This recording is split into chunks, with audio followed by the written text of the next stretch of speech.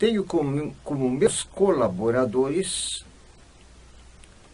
o irmão Leandro Cândido de Oliveira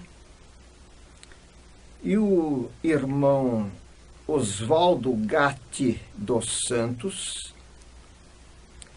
que são, como eu também, membros da Igreja Batista de Ubirajara. Esta igreja está sediada na cidade de Ubirajara, no interior do estado de São Paulo, no sul do Brasil.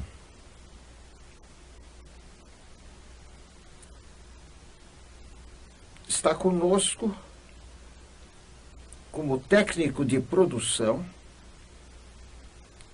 o irmão Daniel Gardner, membro da Igreja Batista de Worcester, no estado de Ohio, dos Estados Unidos da América do Norte. Vou pedir, então, que o irmão Leandro faça a leitura do que está no Evangelho de Mateus, capítulo 26, do versículo 26 ao 28. E quando comiam, Jesus tomou o pão, e abençoando-o, o partiu, e o deu aos discípulos, e disse: Tomai, comei, isto é o meu corpo. E tomando o cálice, e dando graças, deu-lhe, dizendo: Bebei dele todos, porque isto é o meu sangue, o sangue do Novo Testamento, que é derramado por muitos, para a remissão dos pecados.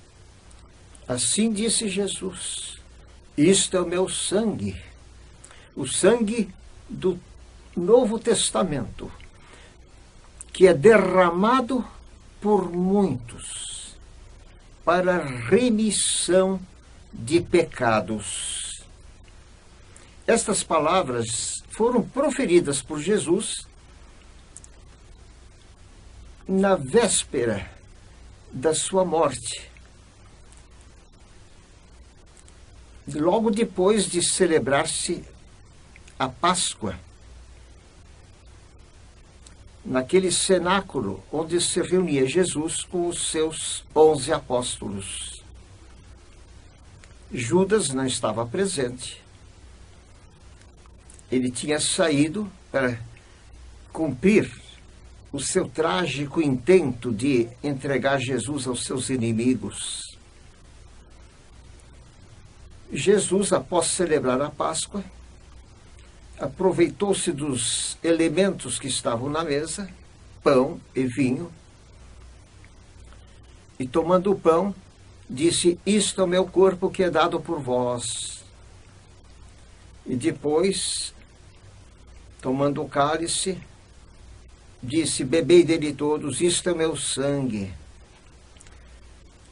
que é derramado por muitos para a remissão de pecados. O pão representaria, então, o corpo de Jesus. E o vinho representaria o sangue. A representação é clara. O corpo é branco, sólido, que faria lembrar o corpo que Jesus iria entregar em sacrifício para a salvação de pecadores, dos pecadores que nele crescem. O vinho, por ser líquido e vermelho, bem representava o sangue que ele iria derramar na cruz. Ele morreu derramando sangue até a morte.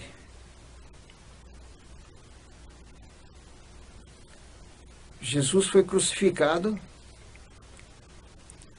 cerca das 9 horas da manhã e só veio a morrer cerca das 3 da tarde. Passou então 6 horas agonizando.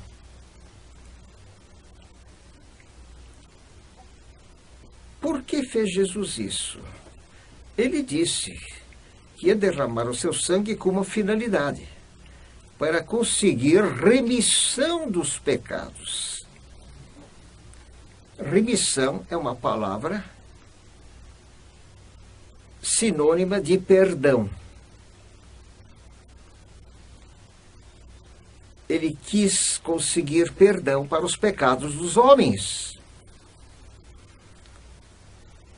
E para isso, era necessário que ele tomasse castigo em lugar de todos eles, em lugar de toda a humanidade. Ele teria que tomar o castigo de morte. Ele teria que sofrer a pena máxima, que naquele tempo era a crucificação. E assim Jesus fez,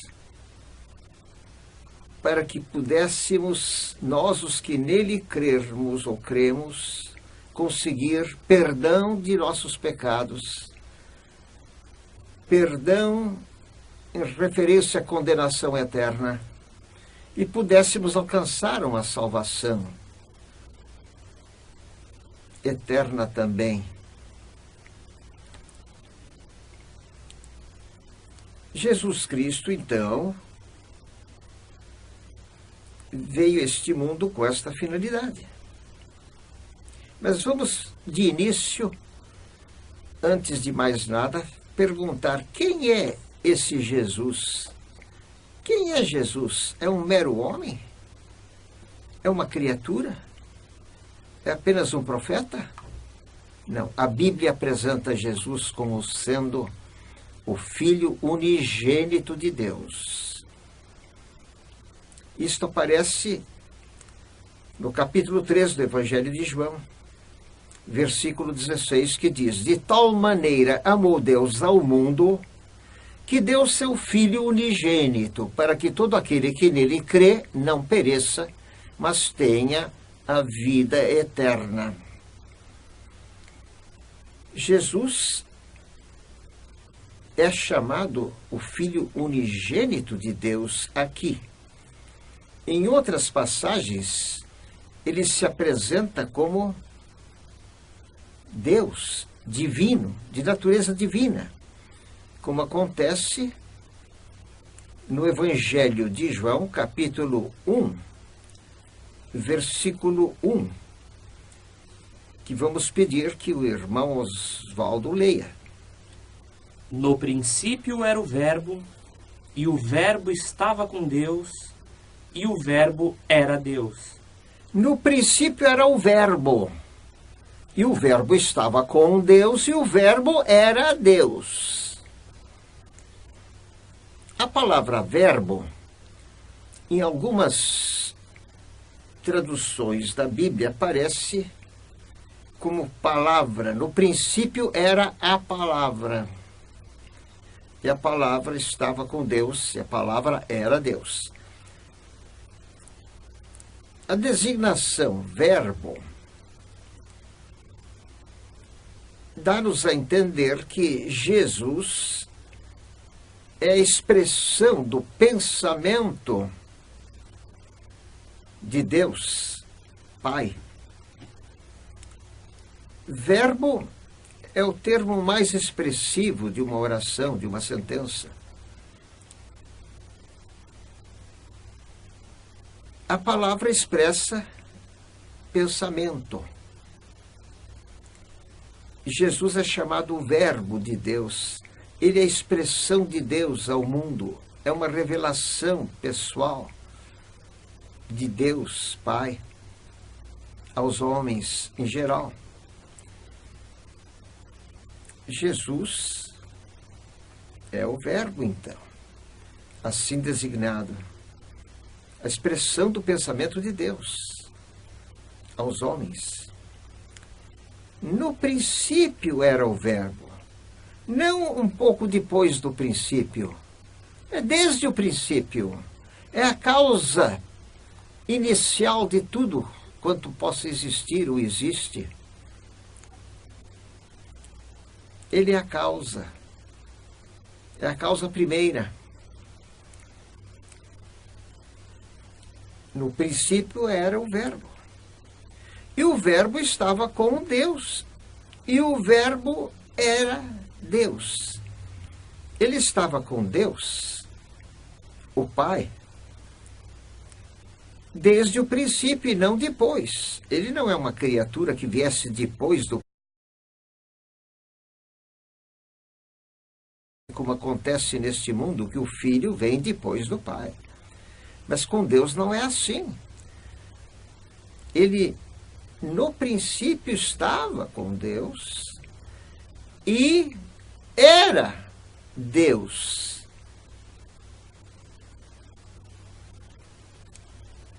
A Bíblia mostra que ele não era um anjo ou um animal. Ele era Deus. Ele tinha natureza divina. Não se entenda que ele fosse uma criatura de Deus.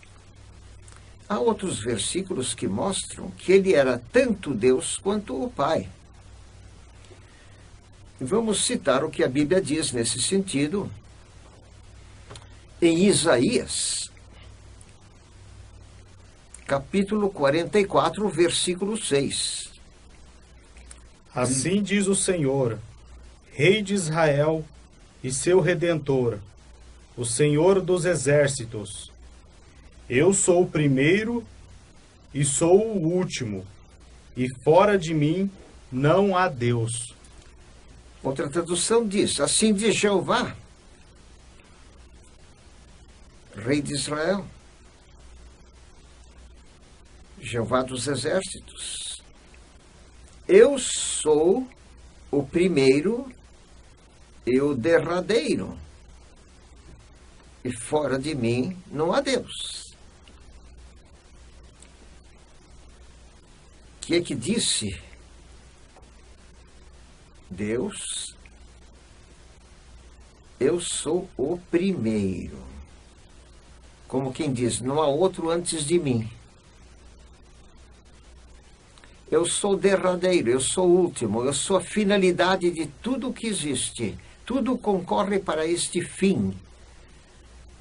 Eu sou o último, no sentido de que tudo concorre para esta última finalidade, para esta última realidade, a realidade eterna da existência de Deus. Deus é eterno, não teve princípio e nem fim, mas tudo quanto existe e que tem princípio e tem fim, tudo concorre para esse Deus eterno. Tudo é por causa dele, é resultado da existência dele, e tudo visa a finalidade dele. Agora, mas e Jesus?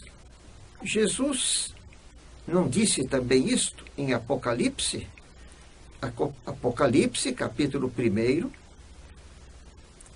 versículo 17 e 18. E eu, quando o vi, caí a seus pés como morto, e ele pôs sobre mim a sua destra, dizendo-me, não temas, eu sou o primeiro e o último, e o que vivo e fui morto, mas eis aqui estou, vivo, para todo sempre. Amém. E tenho as chaves da morte e do inferno.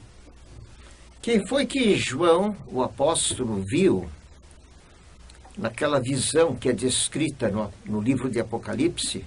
Ele viu Jesus em glória, cujo rosto resplandecia como o sol.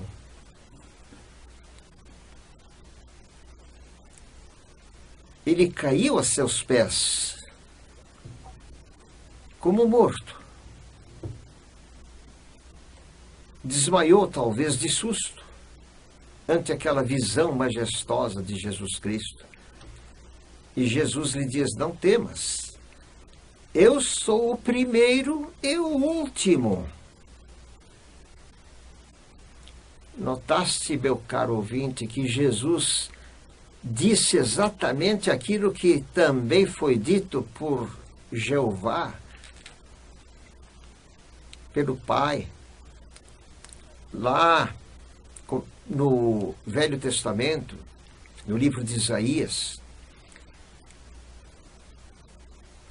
Deus disse lá: eu sou o primeiro e o último, e fora de mim não há Deus. Jesus disse: eu sou o primeiro e o último. O que queria Jesus dizer com isso? Ele não disse: eu sou o segundo ou o terceiro, eu vim depois. Não. No princípio era o verbo estava com Deus desde o princípio. Ele estava no princípio com Deus. Ele é o primeiro. Quem é Jesus? Jesus é Deus. É bom que se compreenda que Jesus não está dizendo que ele é o Pai. Jesus nunca disse: eu sou o Pai. O que Jesus disse, em outra ocasião, foi: eu e o Pai somos um, conforme nos revela João no seu Evangelho. Eu e o Pai somos um. Um só Deus. Também disse Jesus a Filipe, quando Filipe lhe disse: Senhor, mostra-nos o Pai e isto nos basta. O que respondeu Jesus? Como dizes tu, Filipe, mostra-nos o Pai? Não crês que eu estou no Pai e o Pai está em mim? Quem vê a mim, vê o Pai. Jesus afirma que ele é Deus. Ele esclarece que o homem, embora não possa ver a Deus face a face, ele pode conhecer de Deus o que Jesus mostra a respeito. Quem vê a mim, disse Jesus, vê o Pai. Se queremos saber como é o Pai, é só olharmos para Jesus. Nós sabemos que o Pai é santo, porque Jesus se mostrou santo. O Pai é justo, porque Jesus sempre foi justo. O Pai é amoroso, porque Jesus é amoroso. O Pai é paciente, porque Jesus também mostrou paciência, mostrou-se paciente neste mundo.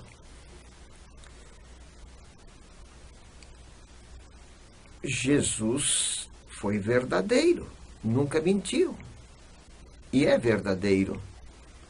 Ele disse: eu sou o caminho e a verdade e a vida, e ninguém vem ao Pai senão por mim. Ora, Deus é verdadeiro.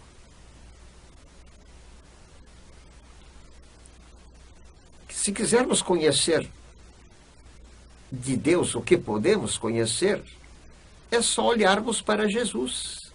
Por isso Jesus disse a Filipe: quem vê a mim, vê o Pai. É claro que não estamos em condição de ver o Pai em toda a sua glória com nossos olhos humanos, como homens e homens pecadores que temos sido. Mas podemos olhar para Jesus e conhecer quem é o Pai através de Jesus. Então Jesus é Deus. Não é um pequeno Deus, como alguns estão ensinando por aí. Ele é tão grande Deus quanto o Pai. Mas Jesus não disse certa feita, o Pai é maior do que eu? Sim, isso ele disse. Mas o que queria Jesus referir com o que falava? É que ele se fizera menor que os anjos, vindo a ser homem. A Bíblia diz, o Verbo se fez carne, também no primeiro capítulo do Evangelho de João. O Verbo se fez carne e habitou entre nós. E vimos a sua glória, diz o evangelista, glória como do unigênito do Pai. Ele se fez carne. Sendo Deus, ele tomou a natureza humana.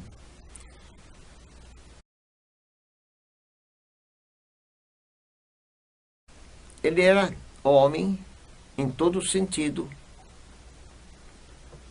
sujeito a dores, sujeito a cansaço, sujeito a sede. Na cruz ele disse, tenho sede.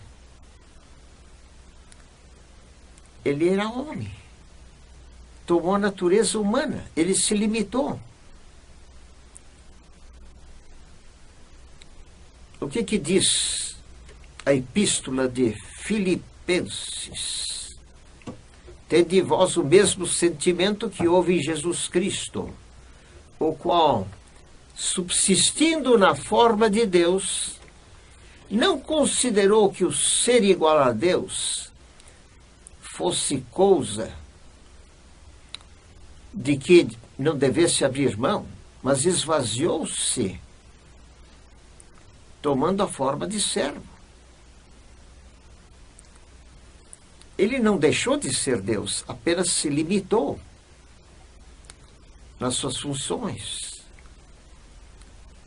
como homem. Mas Jesus Cristo é Deus. É de natureza divina. Ele merece adoração. O livro de Hebreus diz de Jesus, o teu cetro, ó Deus, dura para sempre. Que todos os anjos o adorem. Ele merece adoração. Ele aceitou a adoração quando apareceu ressuscitado aos 11, lá no monte. E o que ele lhes diz? Indo, fazei discípulos, batizando-os em nome do Pai, e do Filho, e do Espírito Santo. Ele se coloca ao lado do Pai, ao lado do Espírito Santo, com a mesma autoridade do Pai e do Espírito Santo. Então, Jesus nos ensina que Deus são 3 pessoas, embora, no outro sentido, são um só Deus. Aí está o chamado mistério, que nós não conseguimos entender bem. Eu não vou dizer que eu entenda isto, mas eu creio nisto. A Bíblia apresenta Deus como 3 pessoas em várias passagens das Escrituras. No livro de Gênesis, por exemplo, o primeiro versículo no hebraico diz: no princípio criou Elohim. Elohim, que foi traduzido como Deus, poderia ser traduzido também como deuses, no plural. No princípio criou deuses, Elohim. A terminação rim, na palavra hebraica, indica plural. Também Deus disse no livro de Gênesis, façamos o homem à nossa imagem e semelhança. Façamos é plural. Ele está conversando com alguém? Sim. Façamos. O homem ainda não tinha sido criado, então não estava conversando com o homem. Nem poderia ser conversa com anjos, porque os anjos não tomaram parte na criação do homem. Com quem estaria ele conversando? Façamos. Só pode ser com a pessoa de Jesus, seu Filho, e com a pessoa do Espírito Santo, o chamado Paráclito, Consolador, que também é uma pessoa e não apenas uma força, como alguns estão ensinando, um princípio vital. Não, o Espírito Santo é uma pessoa. A Bíblia diz, não entristeçais o Espírito Santo de Deus. Ele tem emoções. Outra passagem diz, pareceu o Espírito Santo e a nós não vos impor maior encargo do que estas coisas. Que vos abstenhais da carne, do que é oferecido aos ídolos, da carne sufocada, do que é oferecido aos ídolos, e do sangue, e da fornicação. Isso está no livro de Atos, capítulo 15. Pareceu bem ao Espírito Santo, disseram os apóstolos, na carta que dirigiram à igreja de Antioquia, pareceu bem ao Espírito Santo e a nós não vos impor maior encargo do que estas coisas necessárias. Então, o Espírito Santo tem parecer. Ele é um ser inteligente, um ser pensante. Como tratá-lo apenas como uma força em Deus? É claro que ele é forte, mas ele é uma personalidade divina. Ele é tanto Deus quanto o Pai e o Filho. É o chamado mistério da Trindade, que é difícil na criatura humana compreender, porque nós, seres humanos, somos finitos. Como vamos compreender o Deus infinito? Teríamos que ser tão infinitos como Deus para entendê-lo em toda a sua extensão. Mas a Bíblia nos revela que Deus são três pessoas, todas divinas, todas no mesmo nível de autoridade, todas oniscientes, onipresentes, onipotentes. Jesus mesmo disse, eis que estou convosco. Quando ele deu instruções sobre o batismo, disse, eis que estou convosco todos os dias, até a consumação dos séculos. Ide por todo o mundo, pregar o evangelho a toda criatura. Como é que Jesus iria estar em todo o mundo se ele não fosse Deus, onipresente, tanto Deus quanto o Pai? A Bíblia apresenta Jesus como divino, como Deus, e digno de adoração, de obediência, digno de ser recebido como autoridade máxima em nossa vida, junto ao Pai e ao Espírito Santo. Sobre o Espírito Santo, Jesus também tinha dito, quando neste mundo, convém-vos que eu vá, se eu não for, não virá a vós o Paráclito.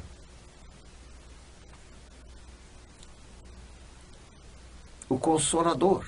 Paráclito, no grego, é traduzido como o Consolador, o advogado, aquele que fica ao lado do paciente para confortá-lo, para sustentá-lo, para animá-lo, para iluminá-lo.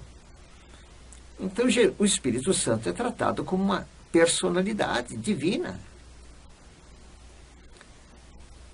Quem é Jesus?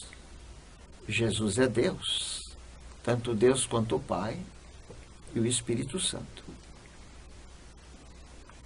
O que é que ele veio fazer? É a outra pergunta que faríamos. Ele veio com a missão de salvar a homens, aos que crescem nele, o recebessem como Senhor, como Salvador, como Deus. Mateus, capítulo 20, versículo 28. O Filho do Homem não veio para ser servido, mas para servir e dar a sua vida em resgate de muitos. Essa era a sua missão. Que missão nobre, admirável. Ele se sacrificou ao máximo. Ele se ofereceu como sacrifício. Isto é meu corpo que é dado por vós, isto é meu sangue, o do Testamento, do Novo Testamento, que é derramado por muitos para a remissão de pecados. É isso que o trouxe ao mundo. Para que veio Jesus a este mundo? Ele veio para cumprir a missão de Salvador.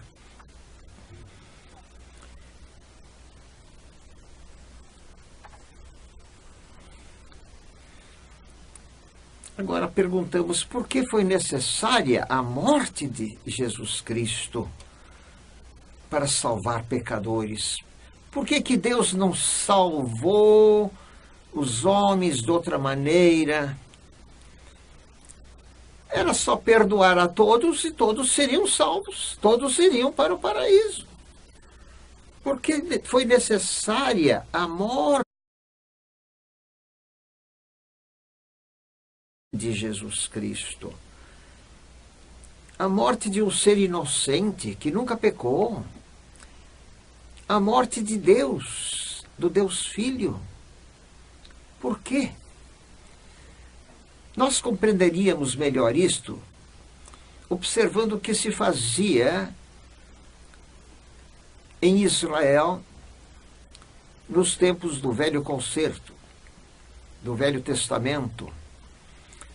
Quando alguém entre os israelitas cometesse pecado contra uma das leis de Deus e por isso estivesse sujeito à morte, que geralmente consistia em apedrejamento, quando alguém assim, sujeito ao castigo de morte, quisesse livrar-se da morte, teria que levar consigo ao sacerdote, ou no templo, ou antes disso, no tabernáculo, teria que levar um animal, um cabrito, um cordeiro, um novilho. Teria que levar um animal e apresentá-lo como seu substituto no castigo. Morria o animal inocente em lugar do pecador culpado. É assim que Deus aceitava o homem para perdoá-lo. É em razão de alguém tomar o castigo que o homem merece, ou merecia. Tomar o castigo em seu lugar. E quando Jesus aparece em cena neste mundo, diz João Batista: eis aí o Cordeiro de Deus que tira o pecado do mundo. Jesus é o verdadeiro sacrifício, é o Cordeiro expiatório. Ele tomaria como inocente que nunca pecou o lugar do pecador, recebendo sobre si o castigo que todos nós merecemos, como pecadores que somos, para nos livrar do castigo eterno. A morte de Cristo tem um significado sublime. Ele não morreu como uma vítima, como um Tiradentes. Ele morreu voluntariamente, o que Tiradentes não fez, o que não aconteceu com Tiradentes. Tiradentes não se ofereceu voluntariamente para a morte de forca. No tempo do Brasil colônia, a pena máxima era o enforcamento. Tiradentes foi para uma forca, para ali morrer. Foi levado para uma forca. Jesus foi levado à cruz para morrer, tomando o castigo por toda a humanidade, para fazer remissão de pecados, expiação de pecados, para ser Ele o cumpridor da penalidade máxima. O pecado exige uma penalidade de valor infinito, porque Deus é infinito. O pecado do homem é infinito, é contra o Deus infinito. A justiça de Deus exigiu um castigo de alguém que tivesse valor infinito. Um anjo não serviria para ser o nosso substituto, tomando o castigo em lugar de nós. Só Jesus, por ser Deus, foi apto, considerado digno de se oferecer como oferta, sacrifício pelos pecados do homem. Se Jesus fosse apenas uma criatura, o primeiro anjo criado, como ensinam alguns, ele não serviria de preço. Porque o que a justiça de Deus exigia é um preço de valor infinito para pagar a dívida de valor infinito que o homem contrai pecando contra Deus. A dívida é infinita? Só um preço de valor infinito poderia cobrir essa dívida. O único que serviu e poderia servir é Jesus mesmo, porque Ele é Deus. Por isso é que Ele se fez homem. Lá no jardim do Getsêmani, Jesus orava ao Pai, dizendo: Pai, se é possível, passe de mim este cálice. Todavia, não seja feita a minha vontade, mas sim a tua. Era como se Deus dissesse: Pai, se houver um outro meio de salvar a humanidade, sem que eu precise passar por tudo isso porque vou passar. Jesus sabia o que ele iria passar. Ele ia ser preso, passar a noite sem dormir, cansado, ser levado à presença dos sacerdotes que seriam como juízes a condená-lo, primeiro perante Anás, depois perante Caifás, e depois perante o governador Pilatos. Ele sabia que iria ser açoitado, e os açoites eram terríveis. Disse que as tiras que compunham o chicote, naquele tempo, tinham nas pontas matéria sólida, cortante, para lacerar a carne da vítima. Jesus, então, foi chicoteado muitas vezes. Aquilo talvez fosse para um de nós suficiente para levar-nos à morte. Jesus ainda resistiu àquilo. Ao peso da cruz, ao que parece, ele caía no caminho.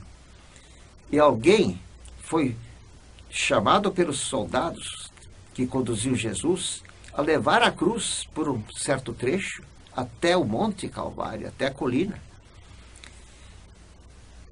que foi Simão, Cireneu. Aconteceu então que Jesus sabia que ia sofrer tudo isso e finalmente ser cravado numa cruz. Ia ter atravessadas as mãos e os pés por pregos que seriam martelados em cada mão, em cada um dos pés. Que suplício! E ficar pendurado entre o céu e a terra,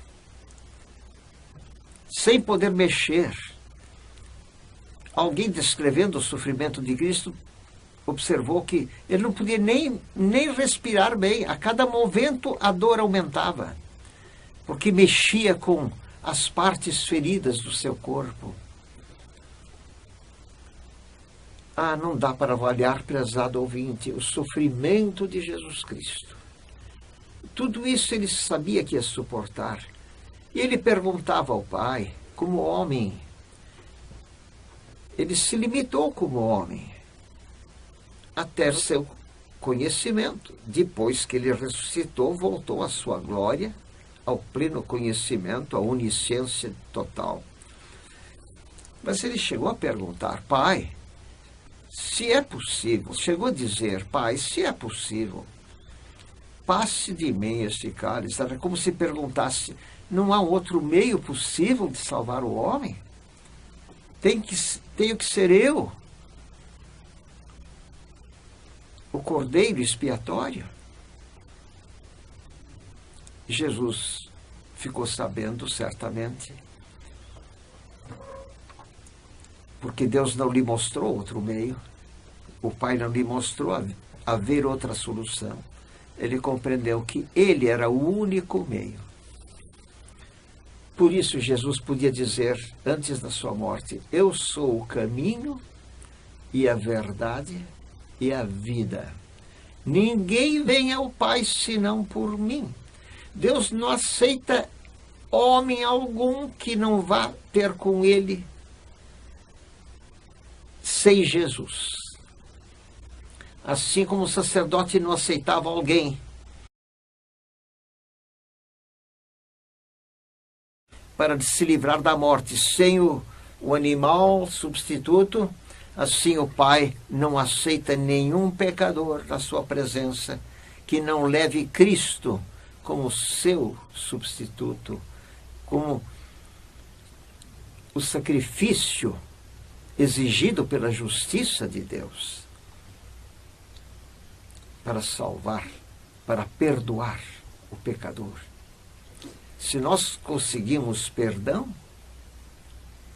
é só porque Cristo tomou o castigo em nosso lugar. Isto é o meu sangue, o sangue do testamento, que é derramado por muitos para perdão de pecados. A salvação se obtém por meio de perdão. Então estamos vendo o que é que Jesus veio fazer. Ele veio para ser o Salvador. E não há salvação em nenhum outro, dizia o apóstolo Pedro, naquele discurso que fez, conforme diz o livro de Atos. Não há salvação em nenhum outro, porque não há outro nome dado entre os homens. Abaixo do céu, não há outro nome dado entre os homens pelo qual devamos ser salvos. Não é pelo nome de Maomé, nem de Buda, nem de Confúcio. É só pelo nome de Jesus, pela autoridade de Jesus. É só pelo que ele fez que nós podemos alcançar salvação e perdão.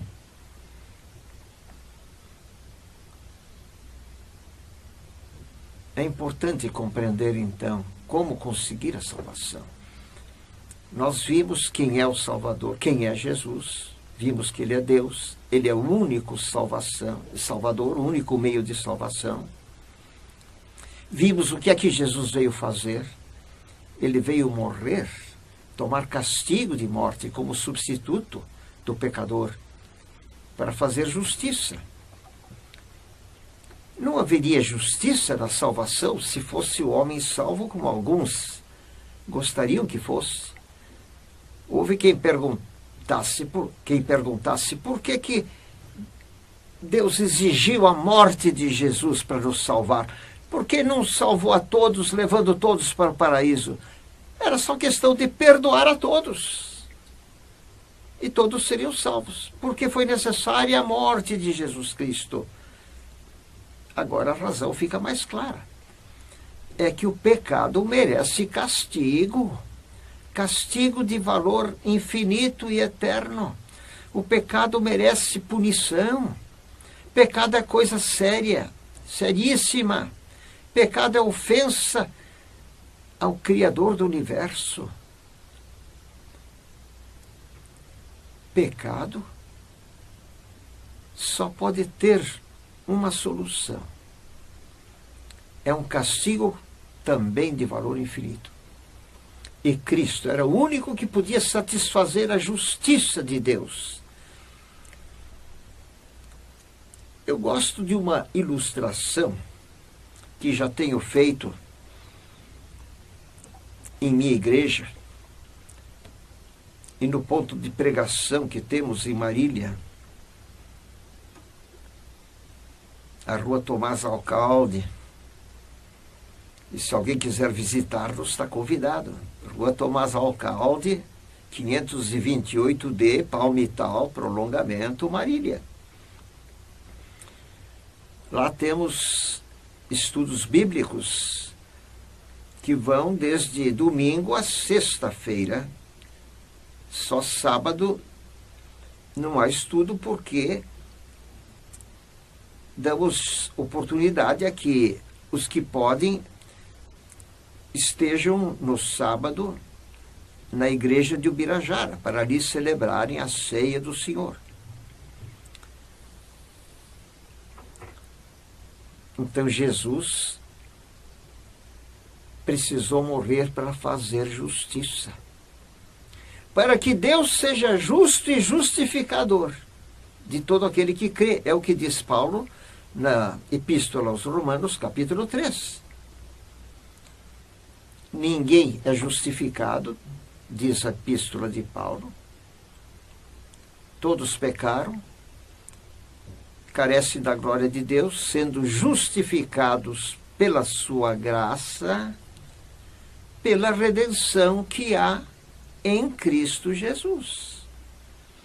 O único meio de homem se apresentar justificado, na posição de um justo, embora o homem não seja justo em si mesmo, o único meio é através da sua fé em Cristo. Então Deus se faz justo quando perdoa um pecador numa base justa. Ele perdoa o pecado do pecador se o vê ligado a Cristo por uma fé verdadeira.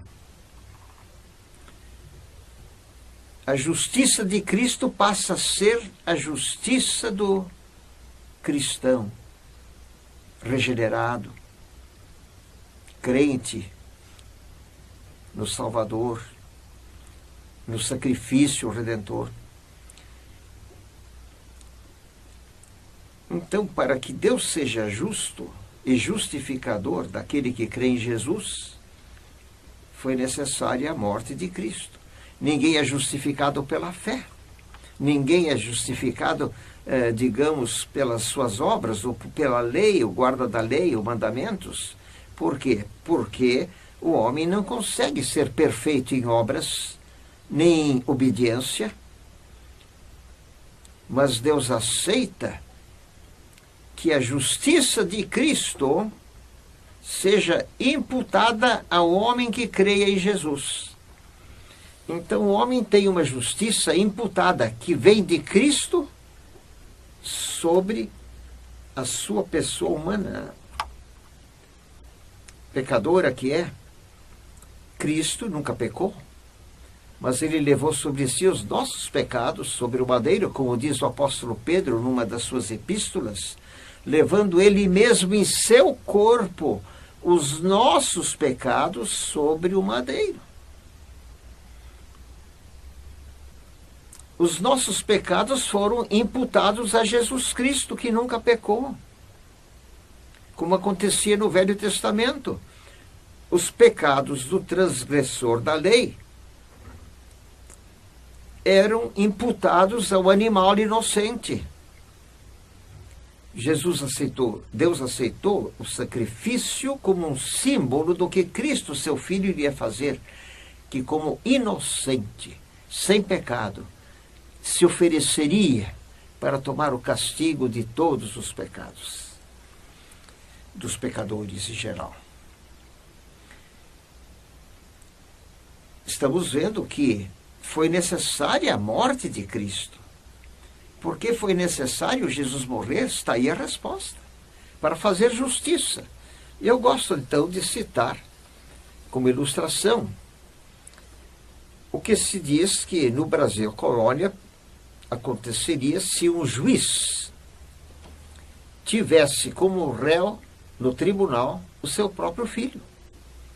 Então imaginemos um tribunal onde no banco dos réus está um moço que cometeu um crime que exige pena capital. Ele matou certo homem, tornou-se assassino, e no tribunal começa a chorar diante do seu pai, que é juiz. E começa a chorar e a dizer: pai, eu não morrer na forca. Tenha dó de mim. E o pai responde: mas filho, eu sei que você está sofrendo e eu estou sofrendo com você. Mas eu tenho que fazer justiça, filho. Eu sou juiz. O pecado tem que ser castigado. Tem que ser punido. E o castigo é o enforcamento. Quem mata tem que receber igual castigo de morte. E o filho ainda chorava, dizia: ah, pai, esquece a lei. Diz o pai: como é que eu vou esquecer a lei sendo juiz? Seria uma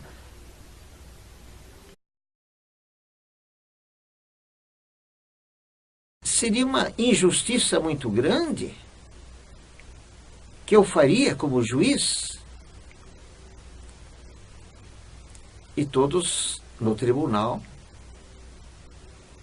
olhando para o juiz, estavam só esperando a ver o que é que aquele homem iria fazer, o que é que o juiz iria fazer em relação ao filho. Havia até o comentário, conforme na ilustração, diríamos, uns dizendo aos outros: esse juiz foi sempre muito correto. Era um juiz que não fazia acepção de pessoas. Fosse rico ou pobre, homem ou mulher, ocupasse a posição que ocupasse, fosse importante ou vil na sociedade, esse juiz fazia justiça rigorosamente. Esse juiz era justíssimo. Será que agora, porque é filho dele, ele vai deixar de lado a justiça? Ele vai achar um jeito de absolver o filho e soltá-lo? E o filho continuava a chorar. Pai, tenha misericórdia de mim, pai. Eu não quero morrer desse jeito, eu não quero morrer enforcado, pai. E o pai também, em lágrimas, dizia: filho, o crime é conhecido, é notório. Seria um escândalo nacional eu esquecer o crime, ou deixá-lo de lado. Seria uma humilhação muito grande para o magistrado do país. Como juiz, eu tenho que fazer justiça, filho.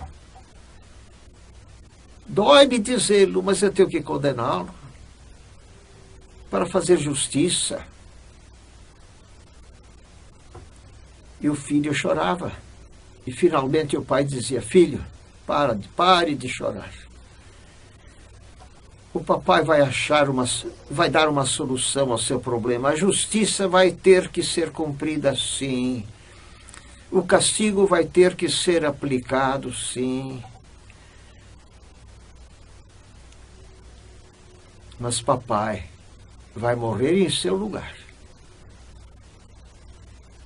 E o filho vê o pai, no dia marcado, subir a forca e lá dar o último suspiro, olhando para o moço.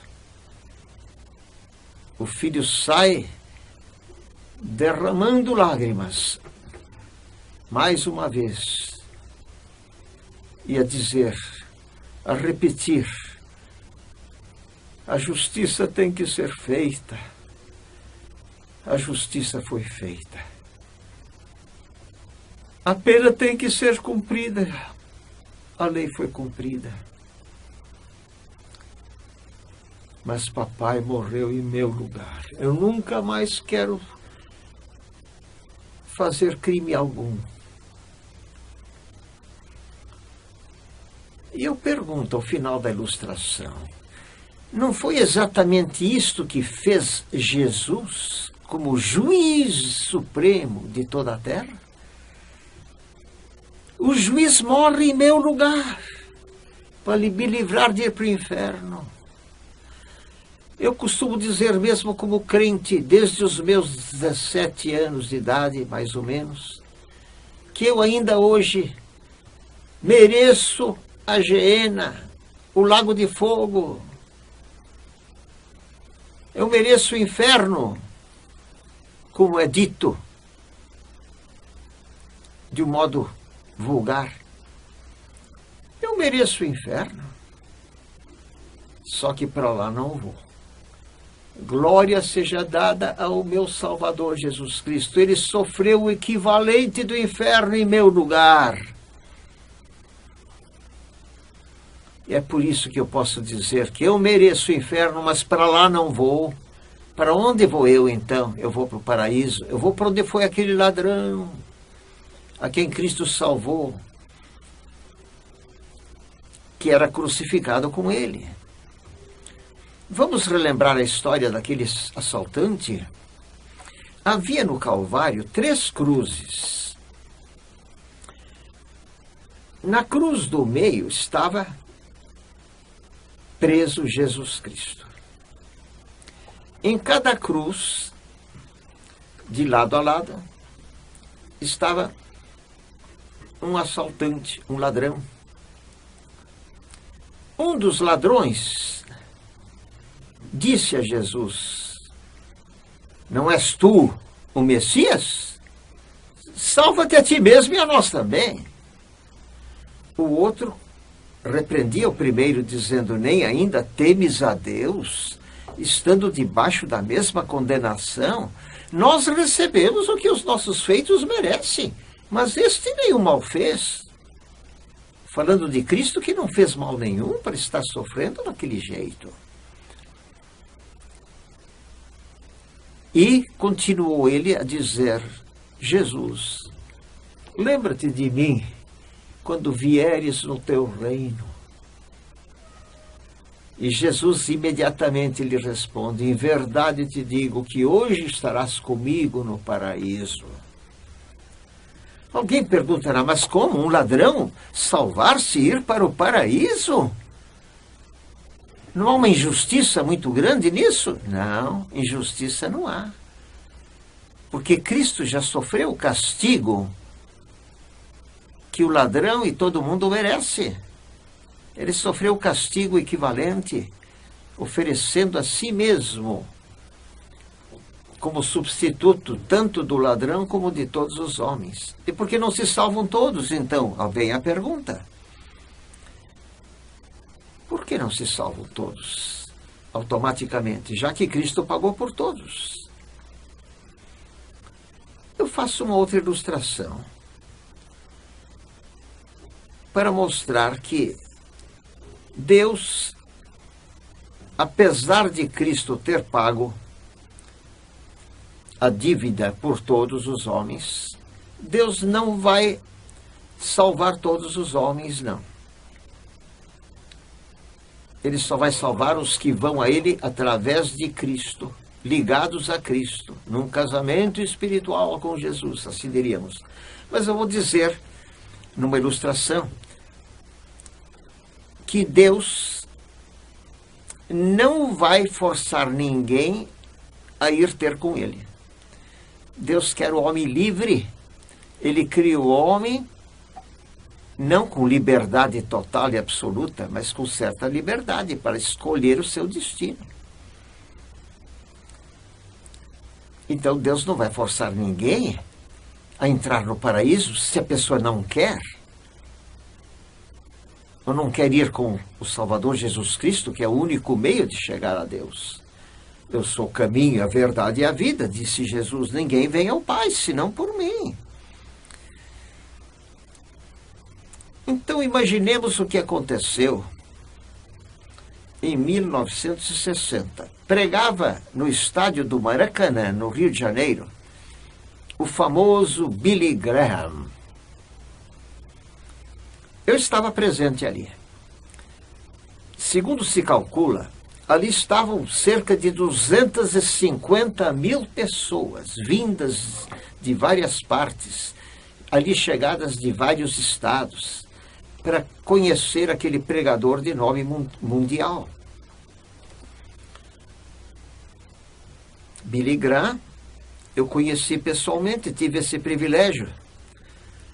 Ele era membro da minha igreja, primeira igreja batista da cidade de Dallas, no Texas, lá nos Estados Unidos. Vamos supor que eu convidasse um amigo para ir comigo ouvir esse pregador lá no Rio de Janeiro. Eu estando em São Paulo, como estava na ocasião, morando em São Paulo, convidando um amigo, vamos supor que ele dissesse, não me interessa. Eu poderia dizer-lhe, mas a passagem eu já paguei. Eu já paguei a sua passagem. Você vai gratuitamente. Não precisa pagar nada. Está tudo pago. Toda a passagem. Todas as despesas da sua viagem ao Rio. Venha comigo, eu diria. E se ele dissesse, não quero ir? Eu poderia forçá-lo? Seria justo eu obrigá-lo? Eu vou carregá-lo à força. Você tem que ouvir esse pregador, você tem que se salvar. Se eu fizesse tal coisa, eu estaria indo contra o plano de Deus, porque nem Deus faz assim. Deus não obriga ninguém a ir a Cristo, ao Salvador ou ao paraíso.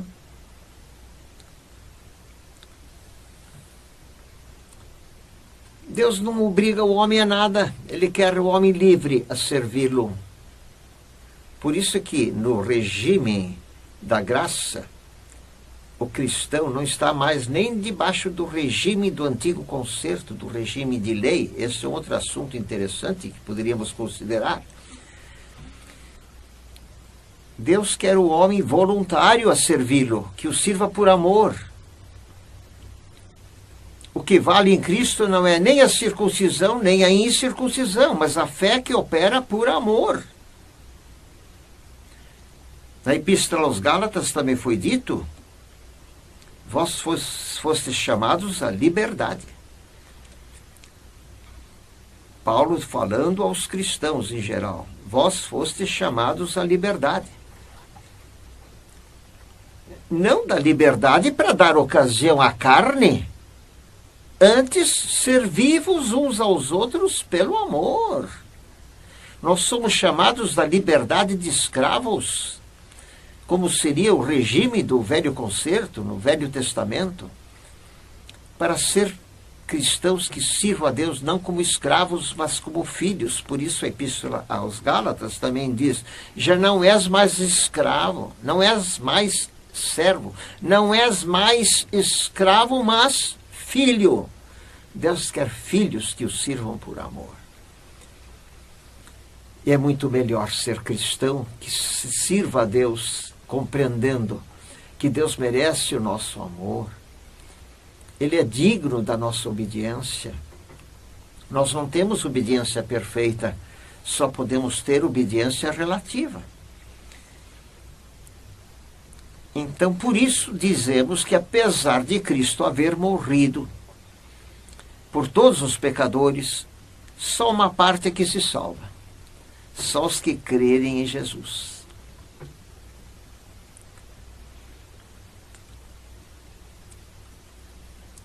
Agora perguntamos, como é que a gente pode ser salvo então? Basta crer que Jesus existe? O que é crer em Jesus? É crer que Jesus existe? Essa é a fé? Bom, eu creio que Jesus existiu, dirá alguém, eu creio que Deus existe. Então eu uso uma outra ilustração para mostrar o que é a fé. a verdadeira fé que Deus exige como meio de salvação. Eu uso a ilustração do par de noivos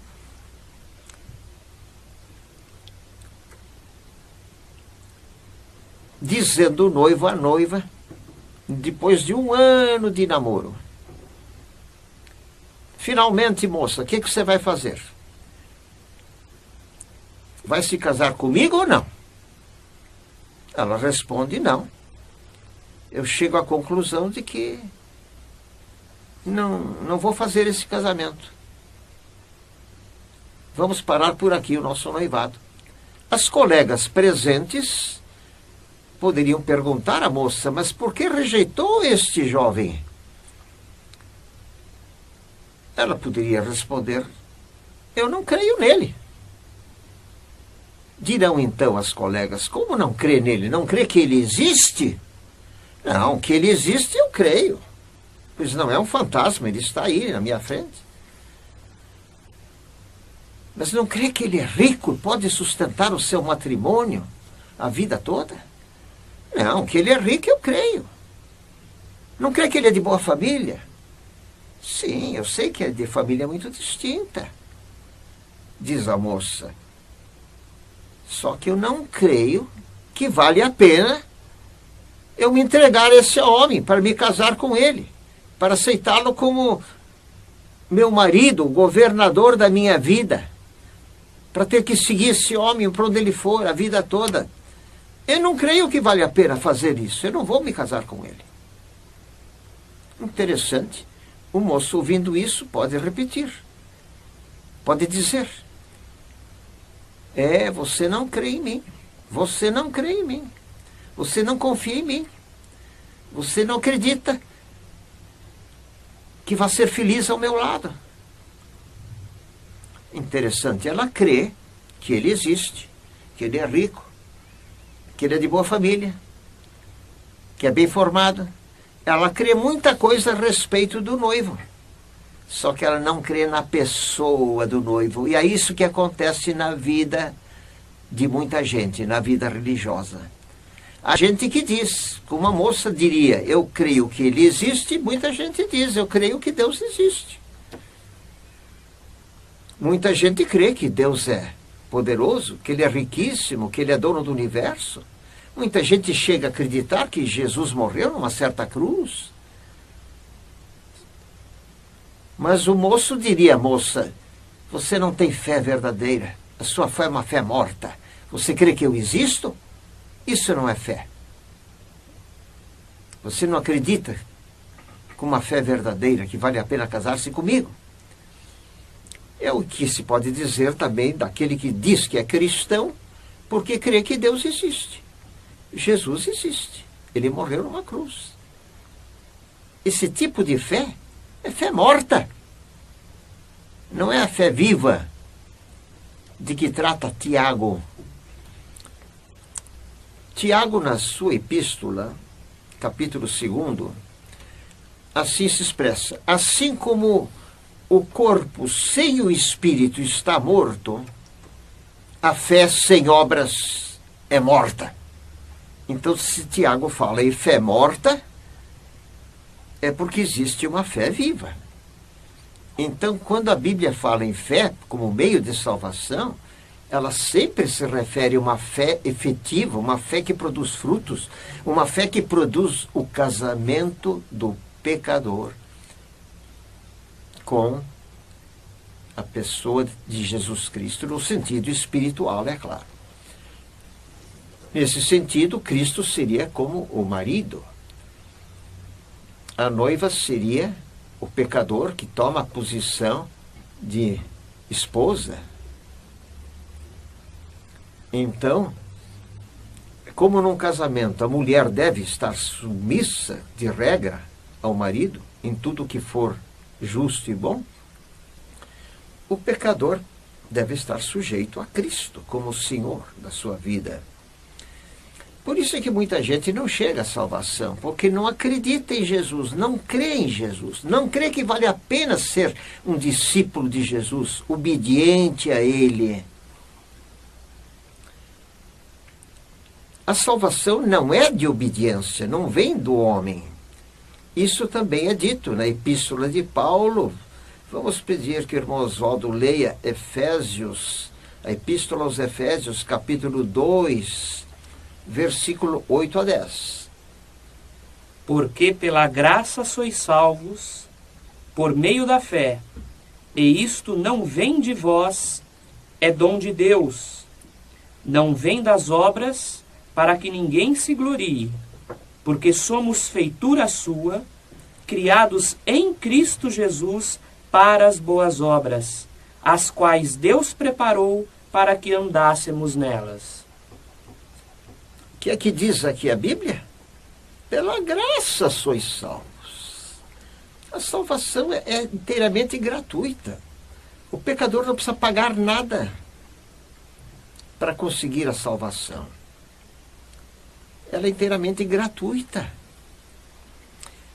É bom notar que a Bíblia não diz que nós somos os cristãos, mesmo com fé viva, não somos salvos por causa da fé. Não se diz por causa da fé sois salvos. A salvação é mediante a fé, mas não é por causa da fé. É preciso atentar bem para isto. Não é como se Deus, antes de criar os homens, sabendo que iriam se tornar pecadores, e sabendo que alguns iriam crer no Salvador Jesus Cristo, vindo ele à terra para morrer numa certa cruz. Não é como se Deus olhasse para o futuro e dissesse: porque tal homem vai crer no meu filho Jesus, eu vou forjar um plano de salvação por causa da fé do homem. Não foi assim. A fé não tem mérito nenhum. A fé não obriga Deus a nada. Não é porque ele vai crer que eu diria a Deus que eu sou obrigado a formar um plano de salvação e salvá-lo. Eu não vou ficar devedor ao pecador por coisa nenhuma. Se ele crer, não fará mais do que obrigação de acreditar. Crer em Jesus? Jesus merece toda a fé. Então o homem não faz mais do que obrigação. Crer em Jesus. Queríamos mostrar, prezados ouvintes, que a causa da salvação não é a fé do homem. E nem é por causa da fé que Deus é movido a salvar-nos. Ele é movido pela sua compaixão, pela sua misericórdia, pelo seu grande amor para com suas criaturas. Por isso que a Bíblia diz em João, capítulo 3, versículo 16, de tal maneira amou Deus ao mundo, que deu o seu Filho unigênito, para que todo aquele que nele crê não pereça, mas tenha a vida eterna. Tudo é causado pelo amor de Deus. Agora é difícil eu compreender porque Deus consegue me amar, sendo eu tão ruim, tão indigno de amor, de salvação. Como é que, tendo ofendido tanto a Deus com os meus pecados passados, nesses 90 anos de vida que Deus me deu já, como é possível compreender que Deus ainda me amasse a ponto de querer salvar-me, dando como preço o seu Filho unigênito?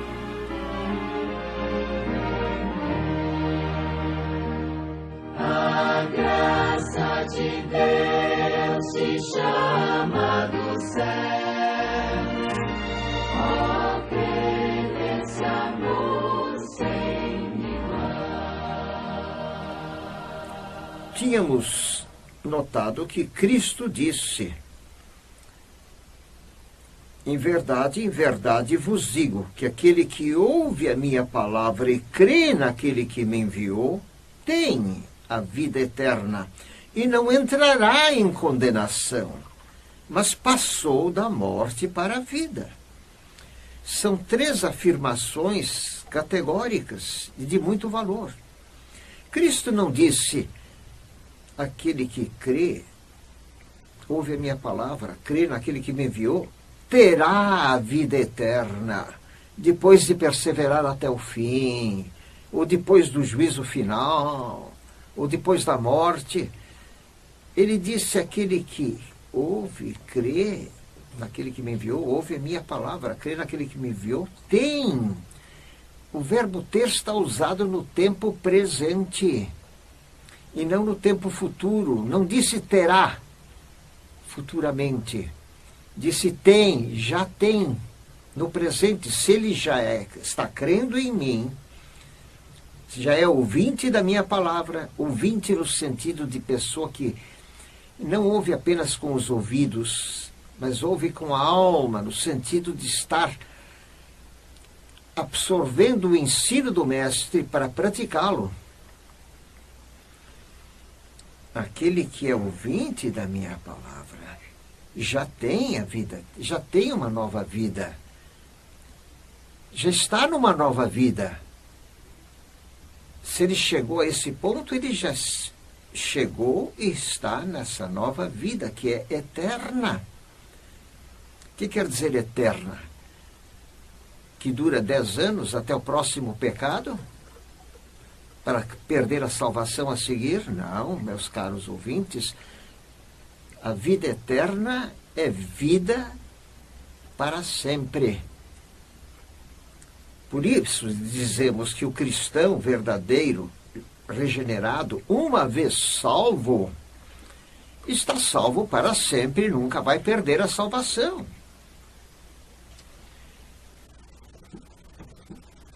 Também Jesus ainda reafirma que a pessoa que crê nele assim não entrará em condenação. Como diz Paulo também na Epístola aos Romanos, capítulo 8, versículo 1, agora, pois, nenhuma condenação há para os que estão em Cristo Jesus. Se a pessoa já está em Cristo, baseada em Cristo, ligada a Cristo, ela já tem uma vida e nunca vai ter condenação. Não entrará em condenação. Mas passou da morte para a vida. Passou de um estado que é considerado para Deus como uma morte espiritual para uma nova vida com a qual Deus pode contar.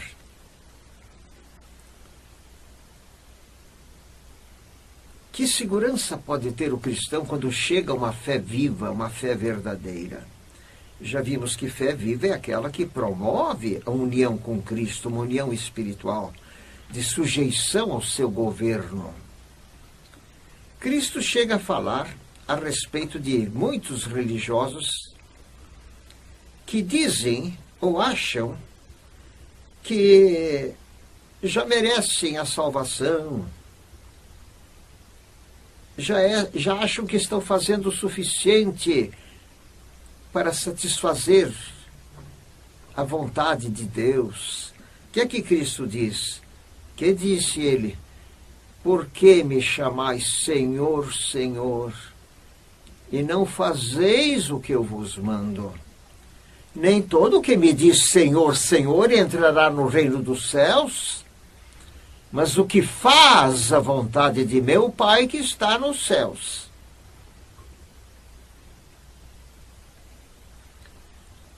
O que é que disse Jesus? Está dizendo que para conseguirmos entrar no céu, temos que antes fazer a vontade de Deus. Então eu tenho que ser obediente para conseguir a salvação? Não iria isto contra o ensino de Paulo, na carta aos Efésios, que disse que a salvação não vem de vós, é dom de Deus? Paulo está mostrando que a salvação não vem de nada do que o homem faz, Não vem de obediência.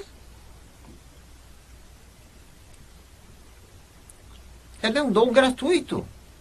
Agora, é mediante a fé, sim, mas não é por causa da fé.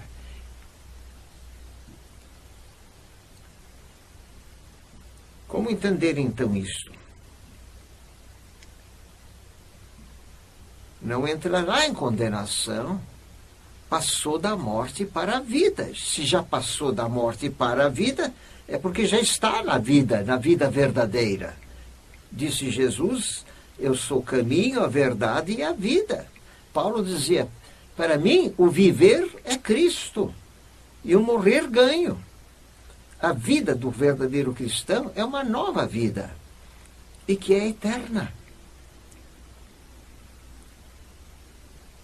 É tão bom ser cristão, estar salvo para sempre. Eu sou um velho alegre. Tenho motivo de dizer, é só alegria a minha vida. Por quê? Porque eu tenho o principal. Já estou numa vida em Cristo que nunca termina. Estou para morrer a qualquer momento. O dia da minha morte vai ser o dia mais feliz da minha vida. É dia de ir para estar com Cristo. Paulo chegou a dizer também, desejaria partir e estar com Cristo, porque isto é muito melhor. Mas o permanecer na carne é mais necessário por vossa causa. Isso ele disse numa das suas epístolas, creio que aos Filipenses, desejaria partir e estar com Cristo. Para Paulo, partir, morrer, é estar com Cristo. Ausente do corpo, presente com Jesus. A morte para o cristão é isso, é estar ausente do corpo, para estar presente com o Senhor.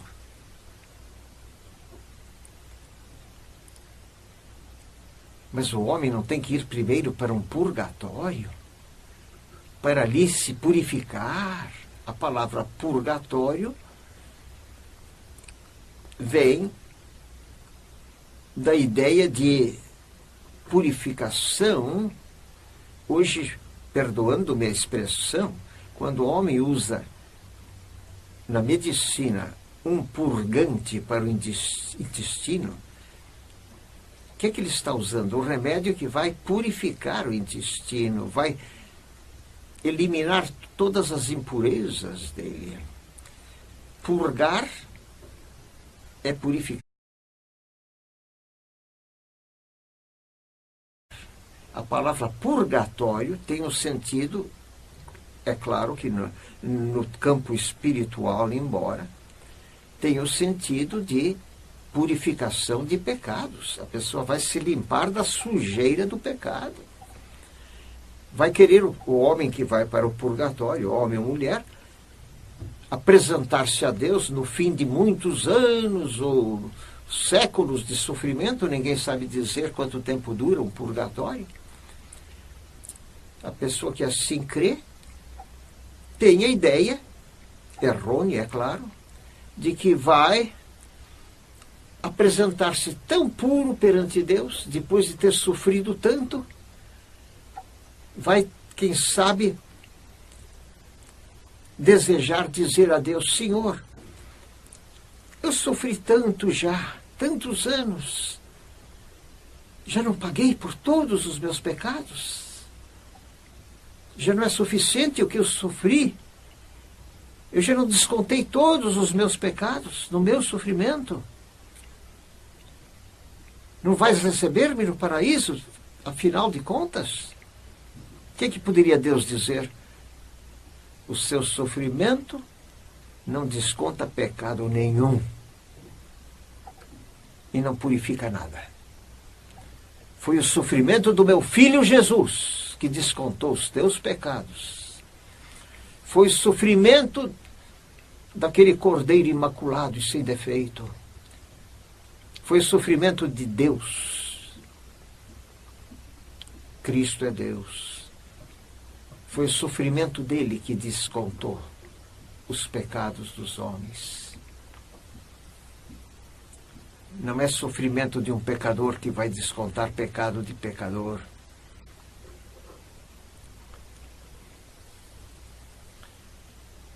Eu só aceito o sofrimento de Jesus, assim diria o Pai, como único meio de alguém alcançar perdão do castigo que merece. Meu filho já sofreu o castigo válido, o único válido.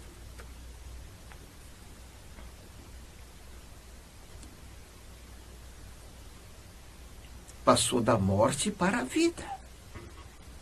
Não entrará em condenação. E se o crente pecar, o que acontece? Vem a pergunta. Se pecar, perde a salvação conforme o pecado? Não, a Bíblia diz que não vai perder a salvação.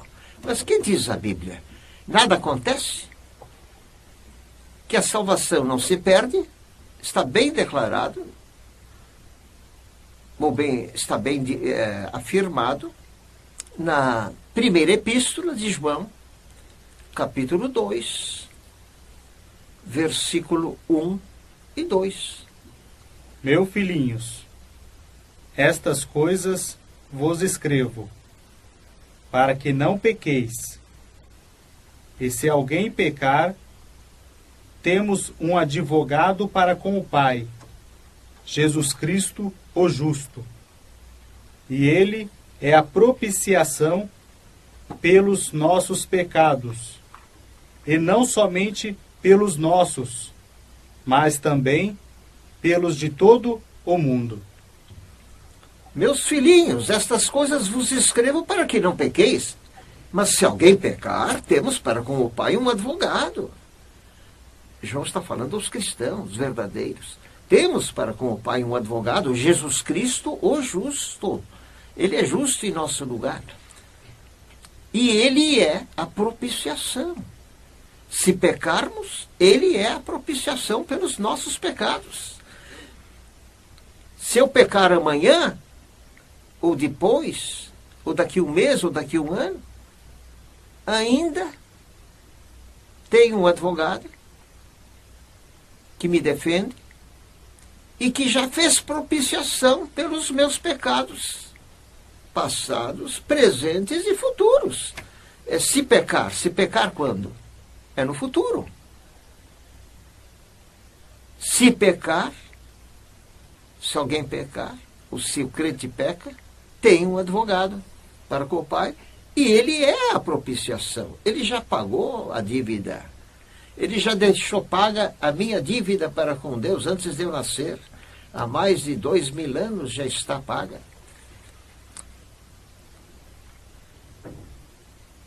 Glória a Jesus, eu não preciso ter medo de perder a salvação. A maior alegria é estar salvo para sempre. Saber qual vai ser meu destino se eu morrer. Há tanta gente que não tem esse consolo, não tem essa segurança. Como é triste estar em religião errada, religião falsa. Que tristeza seria um homem ter que fazer reencarnação, reencarnar-se, começar de novo uma nova vida aqui no mundo, no planeta Terra tão corrompido, para ver se consegue descontar na nova vida os pecados da vida passada. Ainda bem que a Bíblia não ensina tal coisa.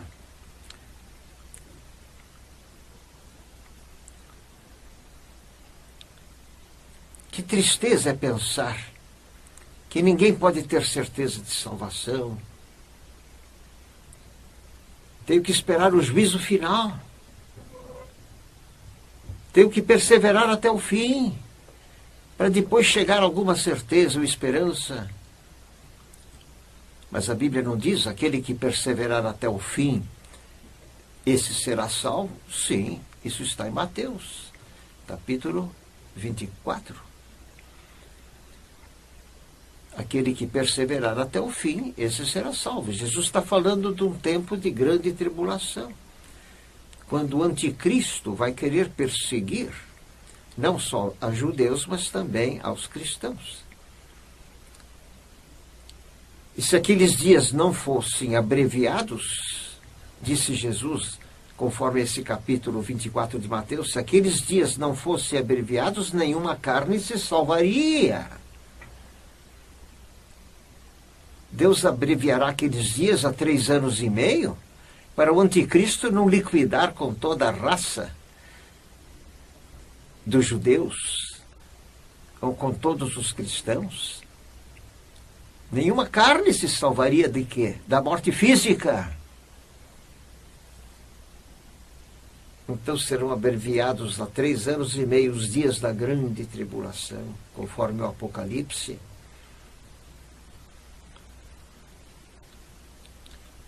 E o contexto, então, parece indicar que Cristo, quando diz aquele que perseverar até o fim será salvo, não está falando de salvação do inferno. Ele está falando da salvação da morte que vai ser causada pela perseguição do anticristo. Aquele que aguentar até o fim os sofrimentos daquele grande tempo de tribulação, aquele que aguentar até o fim, console-se, ele será salvo disso tudo.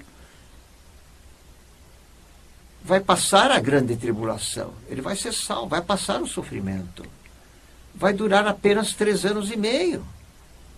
Então, aquele que aguentar até o fim, será salvo. Console-se com isso. Salvo do quê? Do inferno? Não, ele já está salvo da condenação. Nenhuma condenação há para os que estão em Cristo Jesus. Então, esse versículo, tirado do contexto, gera uma doutrina falsa, que é a da perda da salvação de quem está salvo e, por causa de um pecado ou outro, possa perder a salvação eterna. Não. O crente não perde salvação se ele é crente de verdade.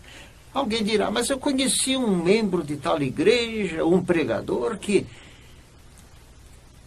hoje está vivendo no pecado, excluído da igreja.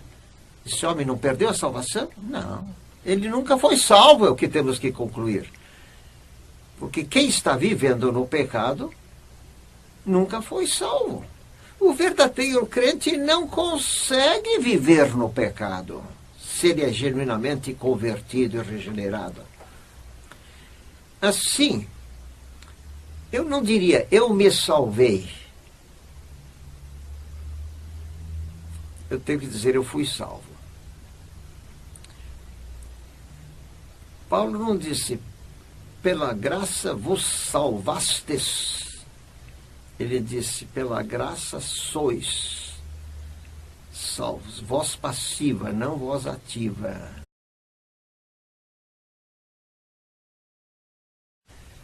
Ser salvo. Pela graça sois salvos.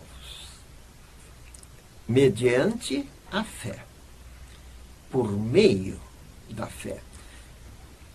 Então a fé é apenas um meio de salvação, não é a causa. Agora, cabe a ilustração que mostra que a fé não causa salvação de ninguém. Eu uso como ilustração o que aconteceu com Cristo crucificado. Cristo preso à cruz recebeu um desafio daqueles judeus maldosos, maus, que clamaram, crucifica-o, crucifica-o. Assim clamaram ao governador Pilatos, desejando que este lavrasse a sentença de condenação de Jesus Cristo. Cristo, nessa ilustração, recebe um desafio. O que é que dizem? Desça da cruz e creremos nele. É verdade que Cristo não desceu da cruz. Ainda bem que não desceu da cruz. Ai de mim se ele tivesse descido. Como iria salvar-me? Ele não desceu da cruz. Mas vamos imaginar que ele descesse da cruz. Que poderiam dizer aqueles circunstantes? Ah, agora nós cremos no Senhor. Agora reconhecemos que o Senhor é verdadeiro. O Senhor é poderoso. Conseguiu desprender-se da cruz. O Senhor é mesmo o Messias, o Filho de Deus. Agora nós cremos. O que é que podia dizer Jesus? Eu vos digo que todos irão para a condenação eterna. Mas estão todos sem salvação, mesmo crendo em mim e mesmo querendo obedecer-me. Toda obediência que vocês fizerem não paga nenhum pecado já feito. E crendo não fazem mais do que obrigação. Crer não paga dívidas. A minha morte seria o meio de pagar a conta. Ainda fazemos uma outra ilustração para mostrar que fé não salva ninguém. Fé não paga dívida. É a ilustração do dentista. Imagine-se um moço a tratar dentes por um período de um mês e no fim sai dizendo que não vai pagar nada. O dentista reclama, como não vai pagar a conta? Não, senhor dentista, porque afinal de contas eu creio muito no senhor. O senhor é um excelente profissional. O que vai dizer o dentista? Paga o que me deve. Fé não paga dívida. Então não é a fé a causa da salvação. Estamos repetindo, enfatizando essa realidade. Porque muita gente acha que tem direito ao céu, ao lugar no paraíso, só porque é crente. Ah, eu sou crente, eu tenho direito. Eu já ouvi gente dizer assim até ao crente, você tem direito. Reivindica os teus direitos. Você tem direito de cura, você tem direito disso e daquilo. Empurra Deus na parede, coloca Deus em aperto, como se dizer. Aperte a Deus, cobre dele. Você é crente, você tem direito à cura divina. Reclama de Deus o teu direito. Eu já vi gente tomar essa atitude. E gente que se diz evangélica. Temos nós algum direito, mesmo como salvos? Pela graça sois salvos, mediante a fé. A fé é necessária. Mas não é ela a causa da salvação. Era como se, usando outra ilustração, era como se eu oferecesse um relógio a um pobre, a um menino pobre. Está querendo tanto possuir um relógio. E por misericórdia, eu ofereço a ele um relógio. Ofereço de presente, de graça. Apenas eu ponho uma condição para ele receber o relógio. É a condição de aceitar o presente. Aceitar. E manifeste isso, crendo no meu oferecimento, crendo em mim como doador do relógio. Então venha buscar, está aqui. Se ele não tiver fé no que diz o ofertante, ele nem sai do lugar. Se ele tiver fé, ele procura o relógio. E vamos supor que ele procure o relógio e outro diga, eu também vou lá. Se eu der um relógio para ele, então o senhor tem que dar um relógio para mim, porque eu também vim. O que vai dizer o ofertante? Eu dei a ele, não é porque eu devesse alguma coisa a ele. E você vem a mim exigindo o relógio também? Eu dei por misericórdia. Eu quis usar de misericórdia com ele. Agora, eu sou obrigado a dar do que é meu a alguém? Estou fazendo isso não porque ele mereça. Esse é um menino mau. Ele já quebrou minha vidraça. já me xingou vendo-me na rua, mas eu, por amor a ele, com dó dele, ainda ofereci o relógio. Foi tudo de graça. Ele não fez nada para merecer. O fato dele chegar a dar uns passos não o faz credor de nada. Ele apenas manifesta que ele acreditou. Agora, eu exijo que ele manifeste fé. Isso eu exijo. Mas não é por causa da fé que eu resolvi dar o relógio. Eu resolvi dar antes dele crer em mim ou crer em coisa alguma. Assim é a salvação. Não é por causa da minha fé em Jesus que Deus forjou o plano de salvação no passado, já que esse velho vai um dia crer em Jesus, eu tenho obrigação de formar um plano de salvação? Não, jamais. Deus não deve nada ao pecador. É bom que reafirmemos isto. Pela graça sois salvos mediante a fé, por meio da fé.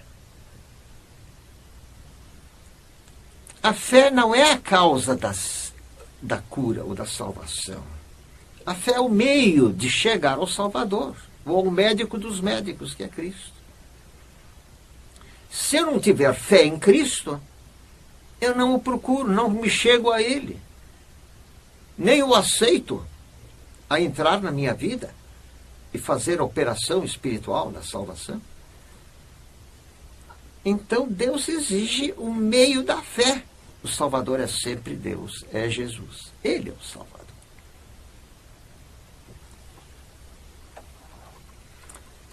Voltando a Efésios, por meio da graça sois salvos.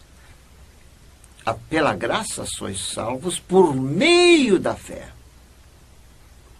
Isto não vem de vós, é dom de Deus. Não vem de nada do que o homem faça.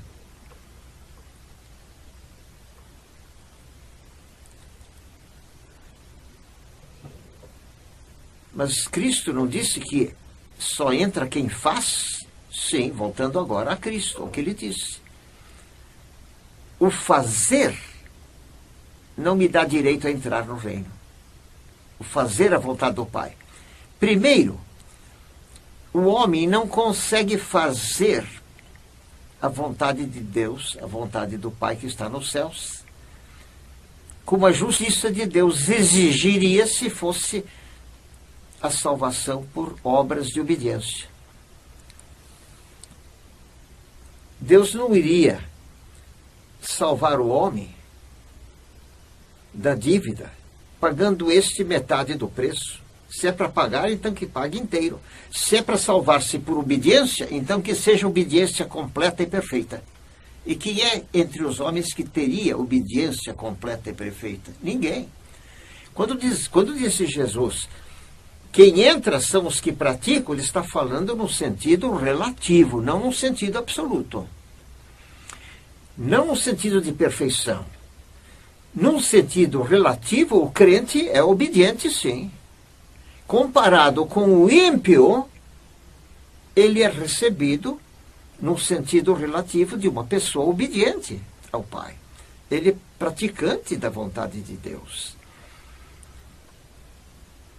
A Bíblia diz, num sentido absoluto, que não há um justo, não há um sequer, não há quem faça o bem. Não há nenhum só. Isso disse Paulo na Epístola aos Romanos. Capítulo 3. Não há quem faça o bem. Não há um justo. Nenhum sequer. Nem os apóstolos, nem Maria, mãe de Jesus. Entre os seres humanos não há ninguém que seja absolutamente justo e sem pecado. O único justo, no sentido absoluto, entre os homens, foi e é Jesus. Mas Deus não disse a Noé, conforme o livro de Gênesis, justo te vi eu no meio desta geração. E Noé foi salvo do dilúvio. Deus disse que Noé era justo no meio da sua geração. Isto é, comparado com aquela geração de ímpios, num sentido relativo, portanto, Noé foi chamado justo. Assim, também a Bíblia fala de Ló, como o justo Ló afligia sua alma, observando o que se passava em seu redor. O justo Ló. Mas a Bíblia diz que não há nenhum justo. Como é que Abraão é chamado justo? Ló é chamado justo? É num sentido relativo, não num sentido de perfeição. Como é que o homem é chamado obediente? É num sentido relativo. Então, não queiramos reclamar direitos por causa de obediência. Nós só temos merecimento da condenação eterna. Leia 2 Coríntios 5, 21, por favor. Capítulo 5, versículo 21. Aquele que não conheceu o pecado, o fez pecado por nós, para que nele fôssemos feitos justiça de Deus. Analisemos um pouco esta palavra de Paulo. Aquele que não conheceu o pecado, o fez pecado por nós. Quem é aquele que não conheceu o pecado? Só pode ser Jesus Cristo entre os homens. Vamos então substituir com uma boa regra de interpretação da Bíblia. Vamos substituir os pronomes pelos nomes correspondentes. Aquele é o pronome demonstrativo. Aquele que não conheceu o pecado. Quem é esse? Só pode ser Jesus. Então vamos substituir o pronome pelo nome. Vamos dizer assim: Jesus, que não conheceu o pecado, Deus o fez pecado por nós. Deus o fez pecado. Cuidado em não dizer que Deus o fez pecador, como ouvi alguém dizer. Não, Jesus não foi feito pecador, ele nunca pecou. Jesus dizia de certa feita, quem de vós me convence de pecado? Isso dizia ele aos judeus que o perseguiam. Quem de vós me convence de pecado? Ninguém poderia convencer a alguém que Jesus tivesse algum pecado. Convencer não, pode acusar, mas convencer não. Provar não. Jesus nunca pecou. Pois bem, aquele que não conheceu o pecado, Deus o fez pecado. Em que sentido? Pedro esclarece. Falando de Jesus, o qual, quando maldizia, quando ofendido, não ofendia, não maldizia. Quando perseguido, não ameaçava. Levando ele em seu corpo os nossos pecados sobre o madeiro, sobre a cruz. Como é que ele foi feito pecado? Foi levando os nossos pecados sobre a cruz, sobre ele. Os nossos pecados foram levados à conta de Jesus, pelo plano de salvação de Deus. Ele tomou a iniciativa de pagar a nossa conta, de sofrer o castigo dos nossos pecados, de receber os nossos pecados na conta dele, como se ele fosse o culpado de todos os pecados da humanidade. Aquele que não fez pecado, o fez pecado. Quem é que fez Jesus sofrer pelo nosso pecado? Aquele que não conheceu pecado, o fez. A palavra Deus está oculta nesse versículo. Deus o fez pecado por nós. Era como se Deus, olhando para Jesus na cruz, só visse pecado. Pecado, pecado e mais pecado. Era como se uma mãe olhasse para o filho enlamaçado e dissesse: filho, só vejo lama desde a cabeça aos pés. Você virou lama, filho.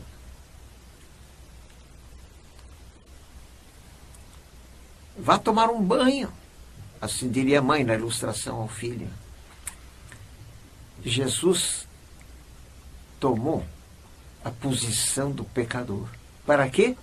Para que nele fôssemos feitos justiça de Deus. O meu pecado foi parar em Cristo. A justiça de Cristo veio a ser a minha justiça. Eu não tenho justiça própria, não há nenhum justo, nenhum sequer. Então, como é que eu posso ser justificado e apresentar-me como justo? É eu descontando tudo num purgatório? Não. É eu crendo em Jesus, fazendo um casamento espiritual com Cristo. É como se eu me casasse em comunhão de bens com uma mulher. Os bens dela são meus bens. Nesse casamento espiritual, a justiça de Cristo passa a ser minha justiça. Paulo diz: Jesus Cristo, justiça nossa.